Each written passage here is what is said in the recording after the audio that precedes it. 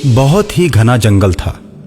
उस जंगल में एक बहुत ही सुंदर तालाब था जिसमें कमल के फूल खिले हुए थे, जो तालाब की सुंदरता में चार चांद लगा रहे थे। जंगल के आसपास के गांव वाले उस घनघोर जंगल के तालाब के पास डर की वजह से नहीं जाते थे।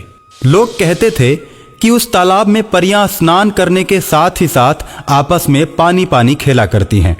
जो कोई भी उधर उनको देखने जाता परियों के जादुई प्रभाव से बीमार पड़ जाता था।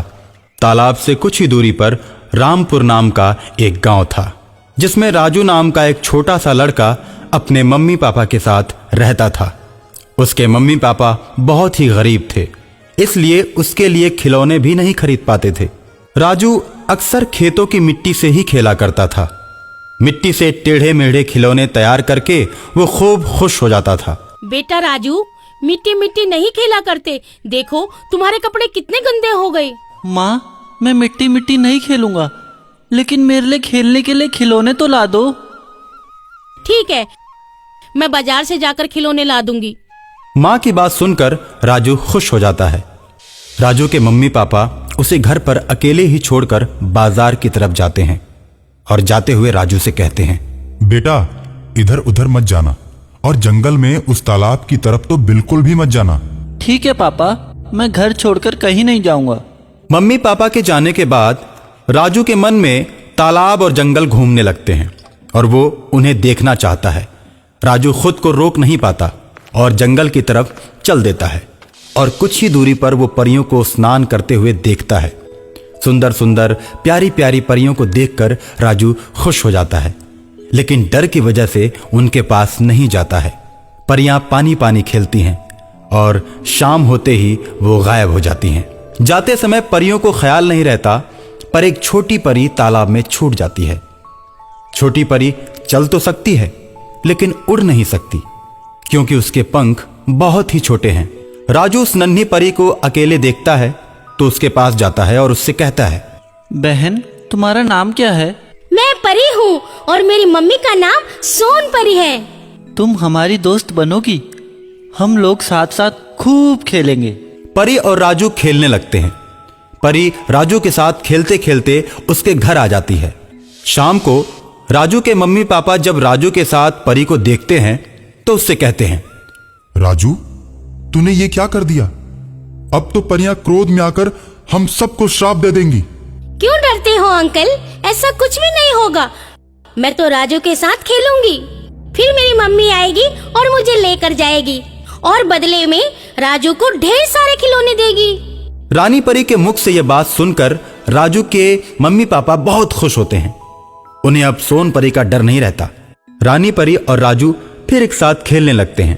अरे राजू, तुम्हारे घर में तो एक भी खिलौना नहीं है। मम्मी मम्मी, तुम बाजार से खिलौने लाने की बोली थी ना, मेरे खिलौने कहाँ हैं?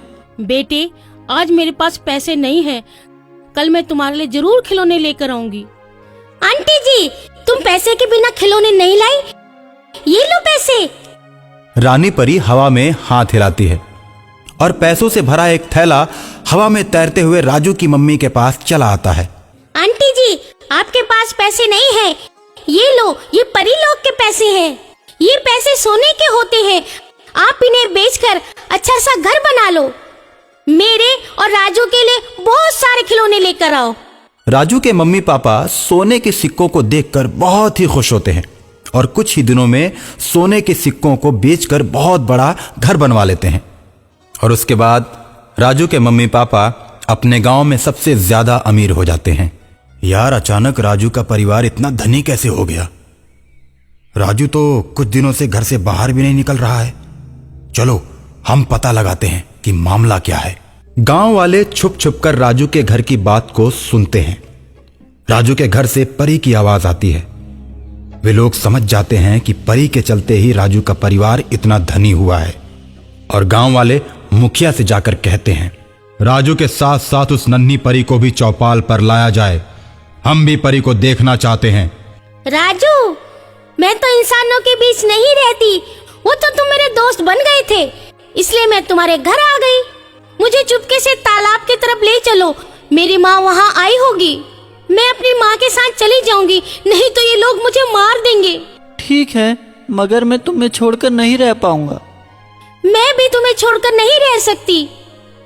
तुम जब भी बुलाओगे ना तो मैं जहाँ भी रहूंगी चले आऊंगी।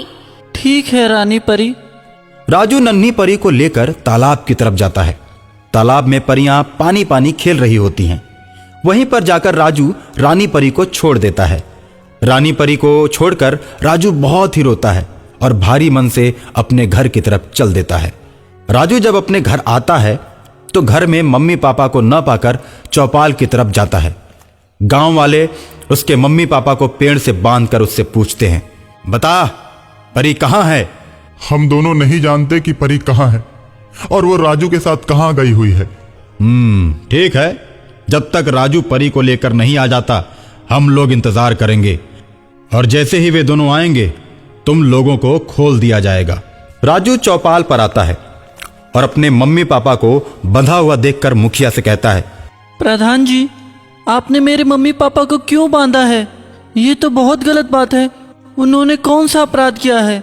क्या आपके गांव में गरीब का अमीर हो जाना अपराध माना जाता है? अरे ये तो बहुत बोलता है, इसे भी बांध दो। गांव वाले राजू को उसके मम्मी पापा के साथ बांध देते हैं। राजू संकट में पड़कर रानी परी को याद करता है। मम्मी, मेरा दोस्त संकट में पड़ा हुआ है, उसकी मदद करो ना। रानी परी की बात सुनकर सोन परी अपनी सहेलियों के साथ चौपाल पर आ जाती है और मुखिया सहित पूरे गांव वालों को जादुई छड़ी से बांध देती है। राजू और उसके मम्मी पापा को आजाद कर देती है। गांव वाले राजू से माफी मांगने लगते हैं और कहते हैं कि दोबारा ऐसी गलती नहीं करेंगे। राजू सोन परी से कहकर गांव वालों को छुड़ा देता है।